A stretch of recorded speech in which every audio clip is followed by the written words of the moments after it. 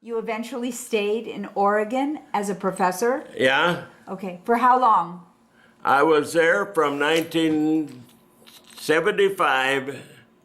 I retired in 1992. I was there 17 and a half years. So we stayed in Corvallis for another 20 years or so, and then we moved over here because our son moved to Bend. Okay. And we wanted to be close to family. We were in our course. 80s, and it's time for us to be here. We bought a house and lived here for 3.5 years, and then we decided to move here. How do you like it here? Huh? How do you like it here? It's fantastic. I mean, they do everything for you. I have to struggle to get projects. I like to work on projects, so I have to figure out things to do. So I sold my car to my son, and I bought another car, so I had to get it rigged up, ready to go. And I started to take up guitar playing and ukulele playing and keep myself busy. So. A Renaissance man. Huh? You're a Renaissance man. Seems like you can do almost anything. Well, when you see from a kind of a dysfunctional family in a sharecropping farm back in the Midwest, when I was, after we were married, well, no.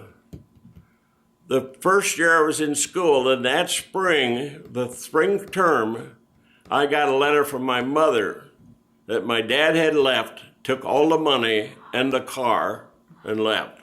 And she was to raise my sister, who was in 4th grade at that time. She was working at the school as a cook for the lunch program, and she made it. And but at her senior year, we invited her. She was struggling and working as a housekeeper. So we invited her to come down to Ames and live with us. Donna's folks had a duplex. One floor was their floor, and they rented out the upper floor, a 2-bedroom apartment, and we rented that for $50 a month. Well, we had an extra bedroom, so we told Mom, why don't you come down to Ames? And our next door neighbor was in charge of the food service program at the dormitories, and I talked to her.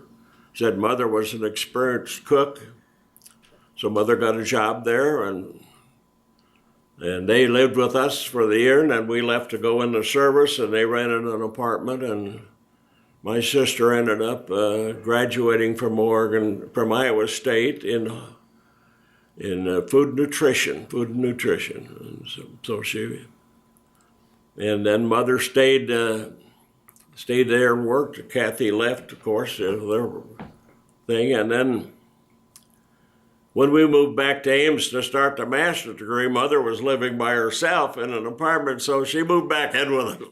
Oh, how great.